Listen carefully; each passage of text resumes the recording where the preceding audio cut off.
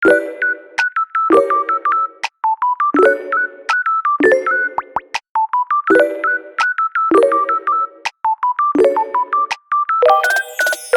guys, halo Hai semuanya. guys. Selamat pagi karena di sini masih jam 9:30. Iya, Kenalkan dulu, kita mau kenalan dulu ya. iya, kenalan dulu.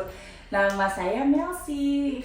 Mungkin kalian udah ada sempat lihat dari kayak kalau Kak Acit bikin live di Facebook, mungkin aku ada.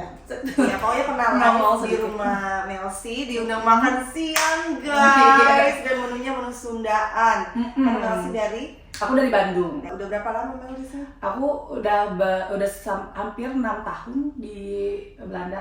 Oh, di Belanda 6 tahun ya. Ya. Gitu. Jadi kalau Acit kan udah mau jalan ke 13 tahun. Sekarang kita sudah punya anak dan kebetulan sama kita baru punya anak satu, Ya, aku juga punya anak satu. Cuma anakku 3 tahun. Kalau Kak Acit 5 tahun udah 5. Anakku namanya Riley, dia cewek. Dia kan juga beda ya. Aku anak cewek 3 tahun, Kak Acit 5 tahun, Anak Louis anak iya. cowok gitu. Waktu kamu masih remaja lah gitu, kamu tuh ada nggak sih kayak imajinasi atau tujuan kamu, iya nanti tuh aku bakal kerja terus punya menikah punya anak nggak gitu? Kalau misalnya diceritain nih ya, aku tuh teenagers, masih muda, terus aku tuh kayak mikir, kayaknya aku nggak pengen deh punya anak gitu. Gitu ya? Ih, aku tuh bilang lagi ke keluarga aku kayaknya enggak deh mah gitu. Terus mau nggak boleh gitu, nanti dicatat malaikat, didengar kayak gitu, siapa maling, nggak boleh gitu ya, ketahuan dulu gitu. Jadi kamu tipenya kan dulu waktu pas masih kecil itu, maksudnya Iya.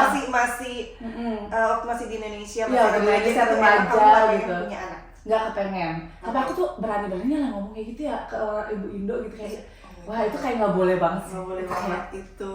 Kalau iya, kayak kamu di Indonesia itu kan iya, kulturnya bener. kamu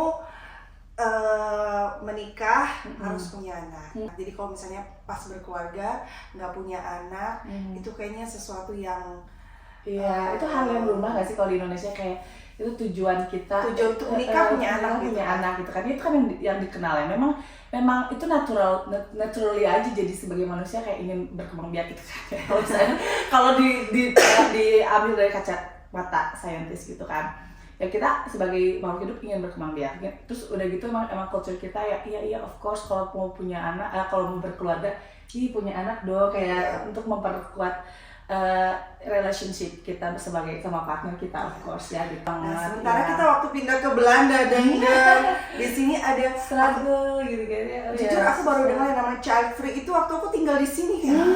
Child free nggak punya anak tuh malah mereka tuh yang ada yang bangga, ada yang memang fokus sama karir gitu. Sendiri gitu, kebahagiaan. Ya, waktu kamu datang ke Belanda terus melihat konsep keluarga yang di sini tuh kamu tuh nggak harus punya anak. Betul. Kamu mau berkarir, mau cuma berdua aja bersama partner boleh mau punya anak. Ini gimana kamu melihat konsep berkeluarga? Jadi tuh pertama-tama kan aku tuh udah tahu banget aku nggak pengen gitu kan punya anak itu pada saat dulu ya. Terus aku datang ke sini sebagai au pair, terus aku jagain 3 orang anak yang umurnya masih kecil-kecil, dari 3 tahun, 4 tahun sama 6 tahun. Wah gitu kan, datang-datang langsung gue shock banget gitu. Terus ini 3 anak kecil kerucil ini chaotic banget gitu, wah rame gitu kan, dan makin udah nih makin gak mau gitu kan. Terus kayak nggak boleh, pokoknya hati-hati ya kalau ngomong bener. Terus aku kayak gitu kan. Nah terus aku tuh belajar di sini, oh ya berarti bener nggak perlu juga sebenarnya. Dan aku juga kayak nggak, karena aku udah mikir seperti itu gitu, terus jadi aku nggak mikir kalau itu adalah tujuan hidup aku gitu pertama kalinya gitu. Cuman ya emang udah fix banget nih dulu gitu kan. Tapi kemudian ya aku ketemu sama pasangan aku sekarang, terus kayak sedikit-sedikit agak berubah gitu. Ya gitu sih sebenarnya. Dari siapa yang mulai aku pengen punya anak nih gitu? Ya sebenarnya tuh kalau diceritain sebenarnya unik ya, cerita nggak unik gimana juga sih, cuman kayak menurut aku ya, aku dari awal ketemu sama suami aku sekarang tuh emang udah buka-bukaan dari awal. Pas ketemu langsung kamu mau punya, dia tiba-tiba nanya sama aku mau punya anak nggak gitu kan, kok tiba-tiba nih gitu. Saya bilang aja aku kayaknya nggak kepengen. Cuman aku kayak ngeliat muka dia terus kayak kalau dikasih ya oke, aku bilang gitu. Aku jadi langsung berubah pertanyaan jawaban aku gitu. Kayak ekspresinya dulu. Iya, lihat ekspresi dulu. Aku sih kayaknya nggak perlu punya anak. Terus kata dia agak kayak, oh ya kalau dikasih sih ya alhamdulillah gitu ya, oke aja gitu. Terus aku kayak berubah, ini kayaknya pengen deh nih bapak ini gitu kan. Tapi terus kemudian dia bilang, tapi maaf ya kayaknya nggak bisa deh kasih kamu anak, kata dia gitu. Akan susah, mungkin kita harus kayak through process to the hospital like doing IVF sama kayak gitu kalau emang kamu pengen punya. Terus aku bilang, oh that's okay then, if it's okay kalau misalnya nggak, kalau itu terlalu struggle then we don't have to do it, kita nggak perlu juga gitu ya, udah kita doing with the flow gitu. Iya, terus jadi intinya kalau cerita aku tuh dari aku yang nggak kepengen punya anak, tahu-tahu aku ya punya relationship sama yang suami aku sekarang gitu.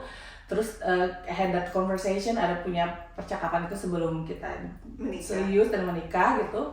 Nah pada saat menikah terus unplanning kan, kita nggak merencanakan hal tersebut kan, dan karena go with the flow, tapi hamil. Jadi kayak wah shock banget. Terus lihat terus aku baru banget masuk kuliah tuh Kak.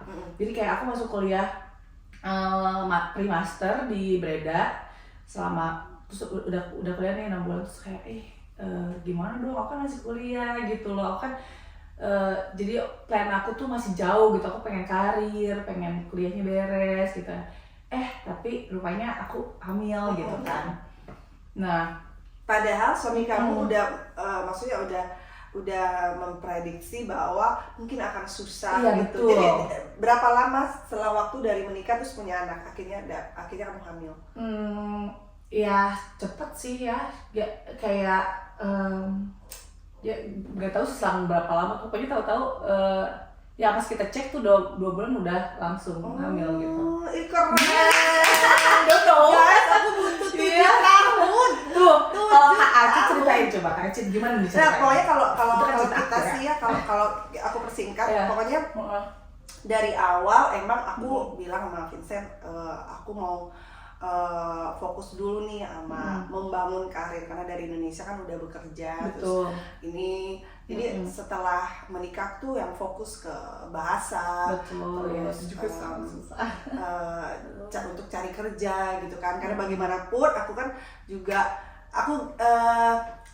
sandwich generation, jadi aku juga sama guys. Punggung jadi sama. Kayak di otak aku tuh kerja cari uang gitu kan, karena waktu aku kerja di Indonesia juga kan aku ada seorang ibu janda ya yang harus aku hidupi juga, jadi awas ini. Jadi itu tujuan aku dulu gitu. Setelah agak stable, aku akhirnya bilang sama suami, kayaknya kita bisa nih mungkin untuk punya anak. Tapi sebenarnya aku nggak pernah KB, hanya dikasihnya Tuhan lah ya gitu.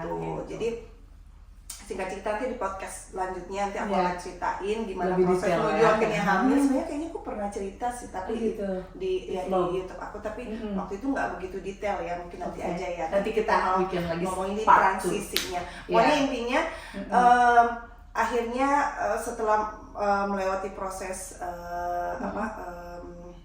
program punya anak dari rumah sakit, akhirnya dapat 7 tahun, tapi setelah pernikahan 7 tahun gitu.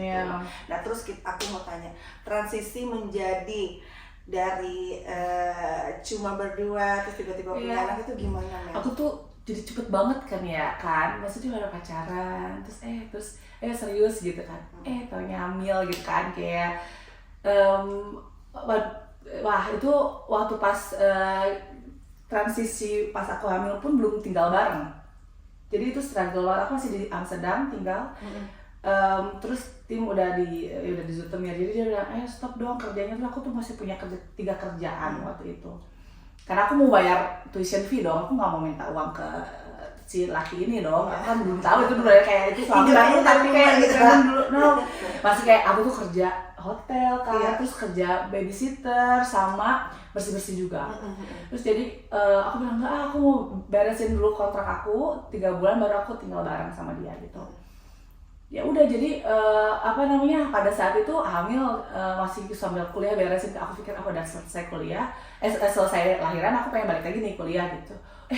transisinya tuh ternyata berat banget buat aku kak. Iya berat ya. Sorry maaf.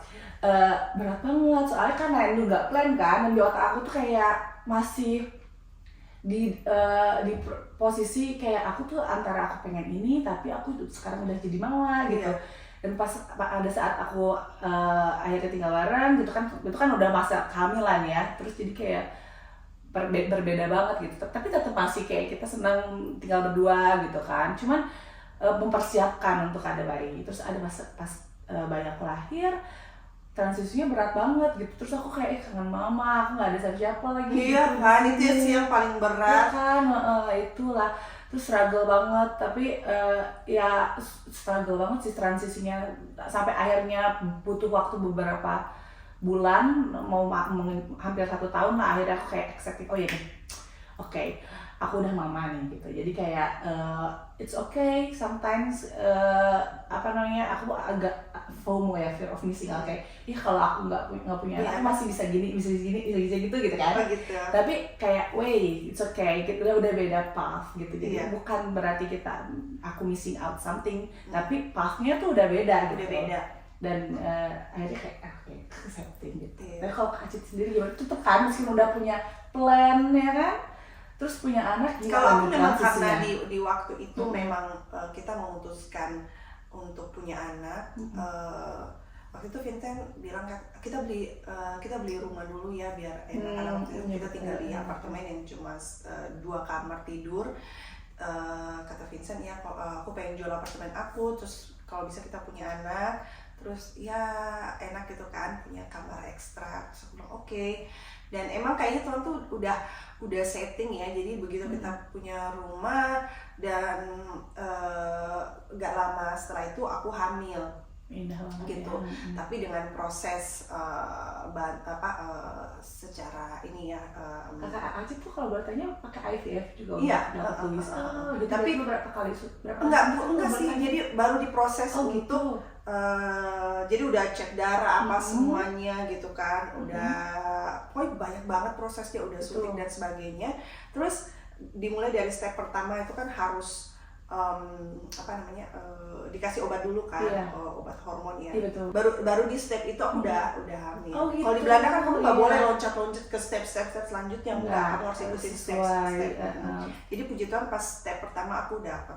Dan jujur waktu aku lihat, aku hamil gitu kan, itu tuh aku mixed feeling sih, kayak satu kayak aku kan mau, emang waktu itu plan aku ya emang karir aku lagi bagus-bagusnya dan aku lagi happy-nya juga gitu. Karena waktu kita plan punya anak tuh kayak dikasih enggak, Vincent pun udah gini, kalaupun enggak dikasih kita berdoa aja, I'm happy with our marriage gitu. Jadi bukan tujuan untuk menikah harus punya anak, enggak, kita berdoa aja, it's okay gitu.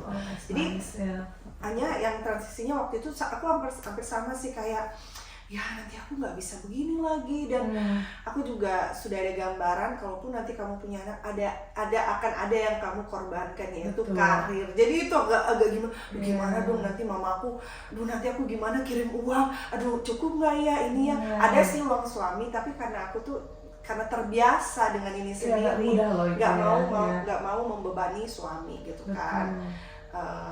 Jadi sempat lama untuk accept gitu. Iya, aku aku sekarang jadi seorang ibu, dan tapi ya happy punya anak ya kan, happy gitu. Tapi ya aku juga nggak tahu apa itu pengaruh hormon juga di saat itu, suka sedih gitu kan, suka sedih, nangis, apa sih baby blues ya. Tapi sebenarnya nggak parah sih, nggak lama gitu. Syukur ya. Ya emang setelah lahiran tuh hormonnya naik turun ya. Meskipun kayak cerita aku pikir tuh aku doang, karena aku pikir ya shock banget lah ya gitu transisinya. Aku bener-bener kayak kaget banget gitu punya anak. Ya bukan plan aku, tapi kayak ya betul sangat sulit untuk menerima pada awalnya. Tapi even though gitu, meskipun Kak Acitnya udah plan, yang udah menunggu selama 7 tahun, itu pun tetap kayak kaget ya. Tetap kayak kaget ya gitu. Yakin. Itu waktu pas gini, saya hamil, jangan sekarang lah, kan? Makanya si Vincent langsung sedih gitu. Ya but I want Iya. Iya.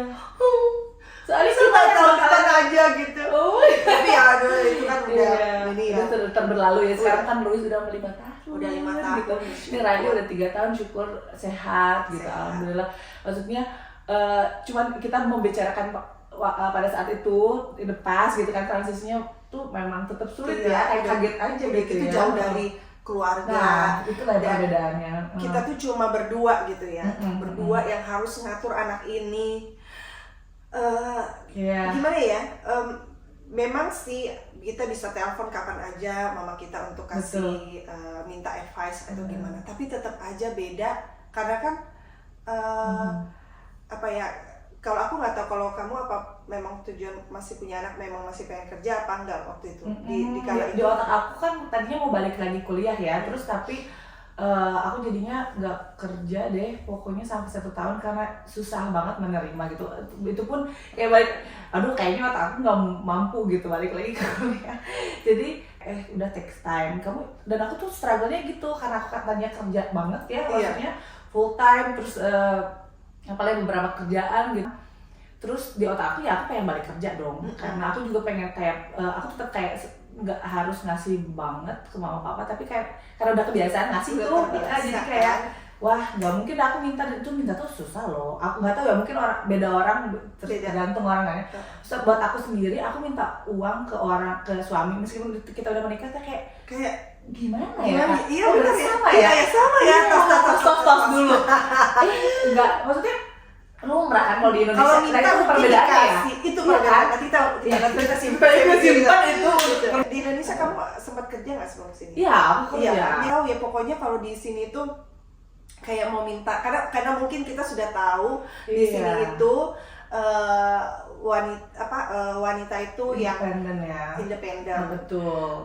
Emansipasinya tinggi. Jadi kalau walaupun ya pacaran itu sama-sama harus fair keluarin uangnya. Jadi itu terbawa sampai sini, walaupun ya emang kita tuh agak dilema dengan budaya di Indonesia dan di sini, tapi kita kan harus menyatu ya, membawa. Iya, coba aku ada pertanyaan. Kalau buat Kaci sendiri, perbedaannya apa nih yang kayak kalau di Indo gini, kalau di sini itu kayak gini, yang Kaci tahu nih gitu, misalnya sebagai ibu dan sebagai istri juga. Ya, bedanya ya kalau menurut aku di Belanda itu fair. Ya. Bapak seorang suami itu berperan juga seperti juga, seorang ibu. Iya. Itu sih yang menurut aku meringankan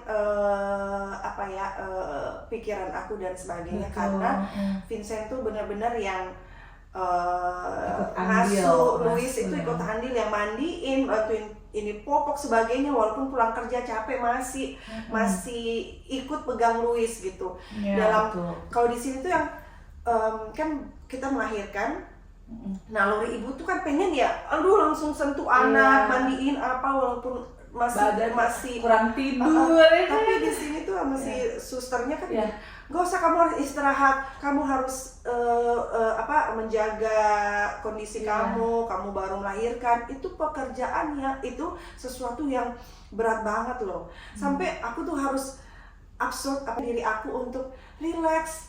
Emang kamu harus istirahat dulu, benar kata dia. Tapi aku tuh yang kayak aku harus kerja, aku harus ini anakku jangan sampai di ini, kayak nggak enakan juga. Tapi pressure itu kembali dari diri kita sebenarnya gitu ya. Padahal kayak Vincent sangat support. Terus kayak di kita tuh kalau habis lahiran di Belanda ini dikasih kayak suster untuk 1 minggu ya, untuk ngasih tahu gimana nih cara ngajarin. Kaget ya. Yang diajarin gimana sih coba yang diajarin malah suami kan, dikasih tahu cara mandiin anak. Kita baru lahiran ya kan sakit terus benar. Jadi suster itu ngomongnya ke suami begini ya, cari mandiin anak ya. Jadi gak ngelihatnya ke aku tapi ke suami begini ya, mandiin anak ya, terus ini ya, terus nanti kalau ada apa-apa begini. Jadi aku tuh yang tapi memang kayak susunya itu ngarahinnya tuh sedang mendidik si suami, padahal loh kok nggak kaku sih, sama si aku mikir gitu ya.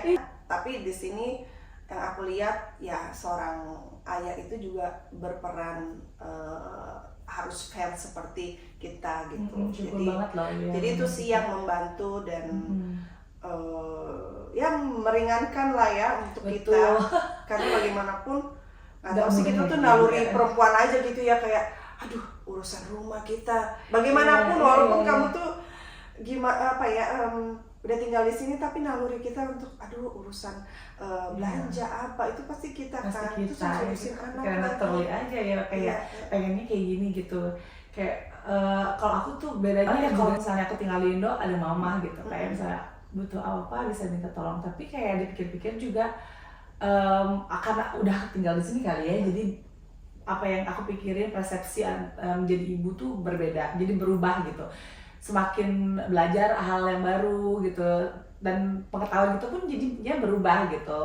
Meskipun yang aku tahu adalah gimana mama membesarkan aku, gimana aku lihat orang sekitar waktu pada saat di Indo seperti apa. Mungkin sekarang pun berubah, kita nggak tahu ya. Maksudnya nggak semua keluarga di Indo juga suaminya yang kayak angkat tangan. Kayak misal aku sih kalau keluarga yang aku tahu gitu ya, pada ini saat aku ya. ya betul, bener-bener kayak bapak tuh pokoknya tugasnya kerja, tapi ibu tuh yang ngerjain di rumah.